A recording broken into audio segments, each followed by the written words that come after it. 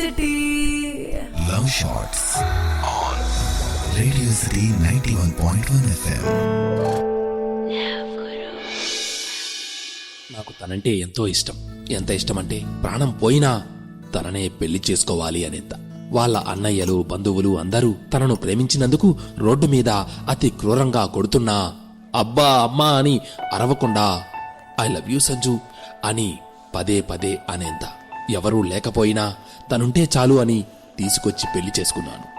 జీవితాంతం కంట కన్నీళ్లు రాకుండా చూసుకుంటానని మాటిచ్చాను. తను కూడా నాతో 7 అడుగులు నడిచింది. ఇంటికి తీసుకొచ్చాను. కొడుకును ఎంతగానో ప్రేమించిన అమ్మా నాన్న నా ప్రేమను కాదనలేదు. ఇంట్లోకి స్వాగతం పలికారు. అంతా ఆనందంగా గడిచిపోతున్న సమయంలో దురదృష్టం నన్ను కౌగిలించుకుంది. అతిగా ఖర్చులు పెట్టడం, స్నేహితులకు డబ్బులివ్వడం నాకు అలవాటు. అప్పటికే అలా 7 లక్షల రూపాయలు అప్పు చేశాను. అప్పులు ఇచ్చిన వాళ్ళు ఇంటి దగ్గరకు వచ్చి అడుగుతూ ఉంటే మా నాన్న చూస్తూ ఉండలేకపోయాడు. నన్ను తిట్టినా ఆ డబ్బు ఎలాగో సర్ది ఇచ్చేశాడు.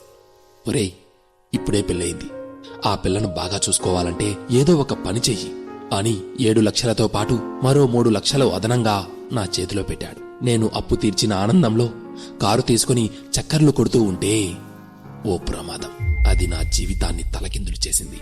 నేను చేసిన డ్రైవింగ్ వల్ల వేరే వాళ్ళు తీవ్రంగా గాయపడ్డారు. వారు కేసు పెడతామంటే వారిని బతిమాలుకున్నాను.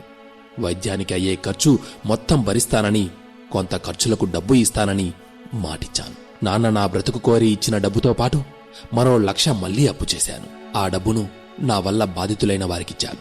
నేను 1 లక్ష అప్పు చేసిన విషయం నాన్నకు తెలిసిపోయింది. నా మాట వినుకోకుండా ఆవేదనతో ఇష్టానుసారంగా తిట్టాడు. నీకు ఎంత ఇచ్చినా సరిపోదురా, మా రక్తమాంసాలు అమ్ముకొని బ్రతుకు అని కోపంగా అన్నాడు. నా భార్య ఎదుట నాకు అవమానం జరిగిందని నేను బాగా ఫీలైపోయాను. మా నాన్నను ఎలాగైనా బెదిరించాలని ఆ రాత్రే పురుగుల మందు తెచ్చి తాగాను. తెల్లారేసరికి నాన్న నన్ను ఆసుపత్రిలో చేర్పించాడు. సంజు కన్నీళ్లు, అమ్మలో భయం, నాన్నలో ఆతృత ఇవన్నీ నాకు మసకగా కనిపిస్తూ ఉన్నాయి. గుండెను తడిపేస్తున్నాయి. మా ఊర్లో వైద్యుల వల్ల కాక హైదరాబాదుకు తీసుకొచ్చారు. నా కోసం 10 లక్షల దాకా ఖర్చు పెట్టాడు నాన్న. ప్రయోజనం లేదని డాక్టర్లు చెప్పారు.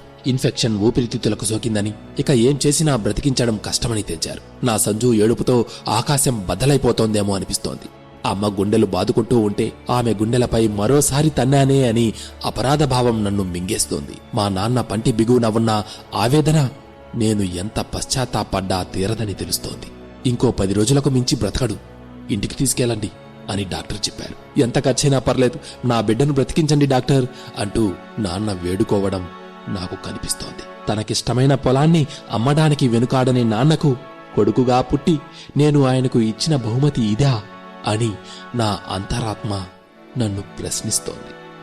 దేవుడు ఒకే ఒక్కసారి అవకాశమిస్తే బాగా బ్రతికి సంజును బాగా చూసుకోవాలని, అమ్మా నాన్నలకు ఏ కష్టం లేకుండా చూసుకోవాలని అనిపిస్తోంది. కాని ఏం చేయగలను మిత్రమా? చివరిగా చిన్న మాట, మనం అనుకున్నది సాధించాలని మొండిగా పెద్దలను బెదిరించడానికి ఇలాంటి అఘాయిత్యాలకు పాల్పడొద్దు. మనపై ఎన్నో ఆశలు పెట్టుకున్న తల్లిదండ్రులను, మనల్ని ప్రేమించిన వారిని నడి సంద్రంలో వదిలేయకూడదు. నా బాధను విని మీలో ఒక్కరు మారినా నేను బ్రతికినంత ఆనందపడతాను. ఇట్లు మీ శ్రేయోభిలాషి.